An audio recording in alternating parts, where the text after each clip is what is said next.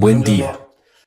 Leer la Biblia de la forma más clara, serena y correcta posible, es decir, leerla de forma respetuosa con lo que escribieron los autores antiguos, pero sobre todo, leerla de forma que evite todas esas discusiones absolutamente inútiles que se prolongan desde hace mucho tiempo, sin llegar nunca a una solución compartida. Les recuerdo lo que leí en el primer video, el dedicado al término Elohim.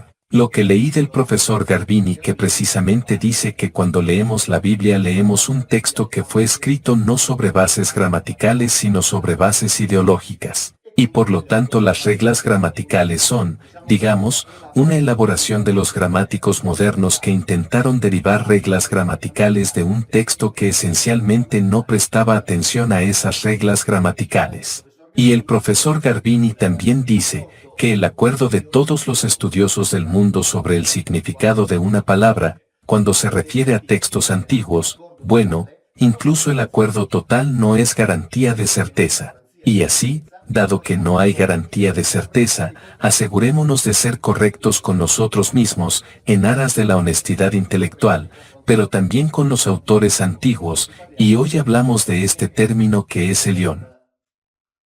Elión, aclaremos inmediatamente un posible malentendido, que deriva de la asonancia, porque sabes que el término del que hablamos la última vez, es Elohim, por lo tanto, Elión y Elohim, podrían parecer dos términos derivados de la misma raíz, en cambio, recordemos que la raíz Elohim, deriva de la raíz El, entonces aquí hay un, Ain, aquí hay un, Aleph, y por lo tanto, son dos raíces completamente diferentes.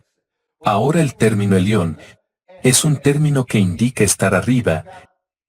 Es un adjetivo, más adelante lo veremos en detalle, así como probablemente recuerdes que Elohim y Teoi, cuando hablo de ellos en los videos dedicados a las relaciones entre la Biblia y Homero, son términos que indican funciones de los individuos, es decir, lamentablemente no identifican a individuos que no sabemos quiénes son. Así, mientras a Elohim se le da toda una serie de significados, a Elión se le da el significado de Altísimo.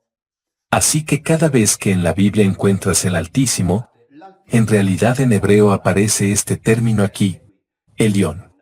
Ahora bien, Altísimo es un superlativo absoluto, Elión no es un superlativo, por lo que esta traducción ya nos da la idea de cómo hay un forzamiento en el paso de una lengua a otra, un forzamiento absolutamente injustificado.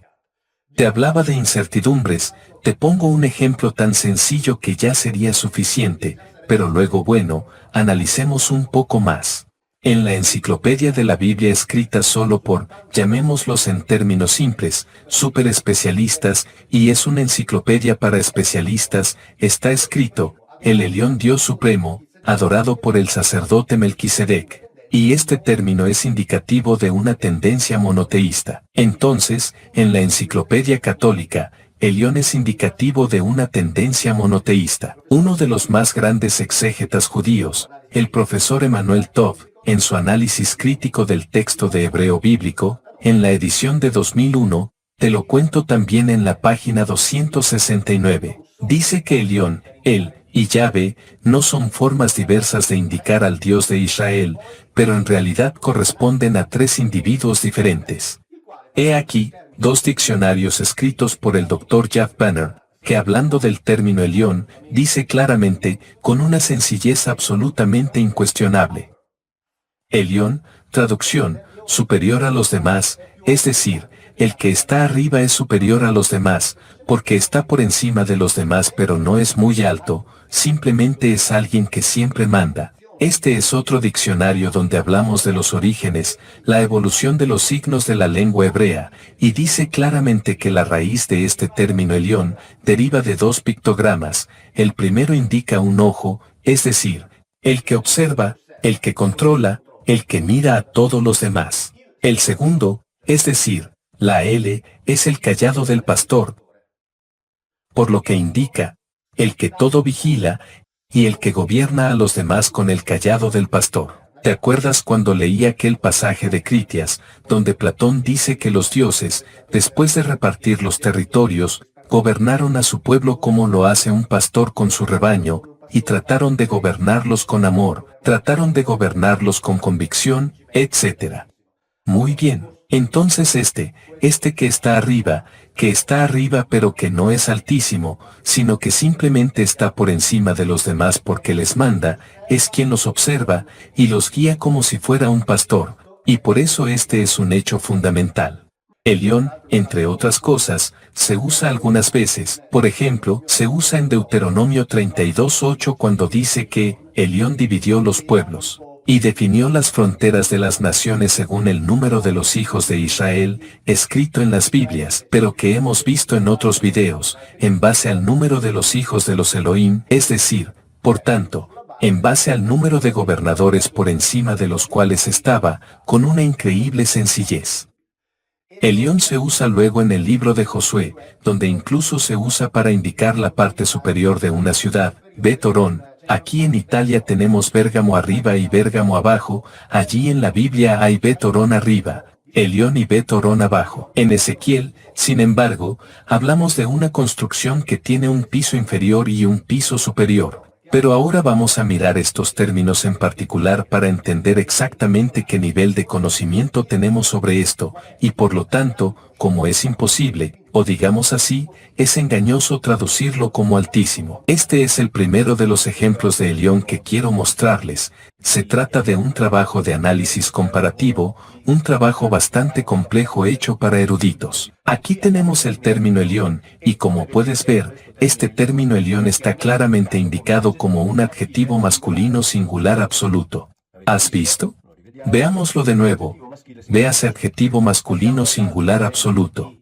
Pasemos al otro ejemplo de Elión, y vayamos al libro de Josué, vayamos al capítulo 16 en el verso 5, donde nuevamente está el término Elión, pero aquí lo interesante es precisamente esto, mientras Elión, como pueden ver, se indica una vez más como un adjetivo singular masculino absoluto, pero aquí indica claramente que, como también se puede leer en una de las traducciones siguientes, hasta Bet Orón arriba, es decir, hasta Bet Orón y luego Elión, que simplemente indica arriba, es decir, no tiene nada que ver con ese superlativo absoluto que se usa para indicar al Altísimo. Como veis claramente, se trata de un uso muy concreto del adjetivo Elión. Y luego pasamos a un tercer ejemplo, vayamos a Ezequiel. Aquí estamos en Ezequiel 41:7 donde incluso vemos un tercer tipo de uso del término Elión. Mientras tanto, como podéis ver en el habitual cuadrito que aparece, se ve que es un adjetivo femenino singular porque aquí estamos hablando de una construcción,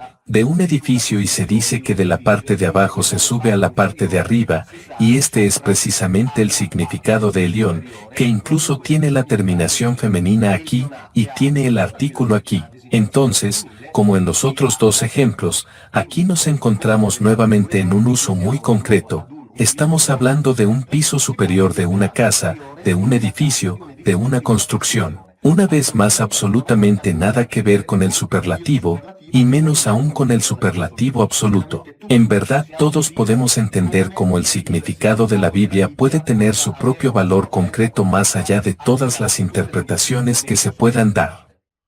Entonces, hemos visto tres usos de Elión en la Biblia, tres usos muy concretos, e incluso hemos visto uno en femenino, Eliona. Entonces Elión, con el famoso plural de abstracción, que sería muy adecuado si esa regla fuera válida, se aplica a Elohim. ¿Por qué? Debido a que Elohim tiene la terminación plural, entonces hay que inventar una explicación. Elión no tiene la terminación plural usada de esta manera, así que no hay necesidad de inventar una explicación, pero, recuerden, al principio les leí la exégesis del profesor Emanuel Tov, quien dice que son personas diferentes, individuos diferentes, entonces esto en sí mismo indica que este es uno y estos, es decir, el Elohim.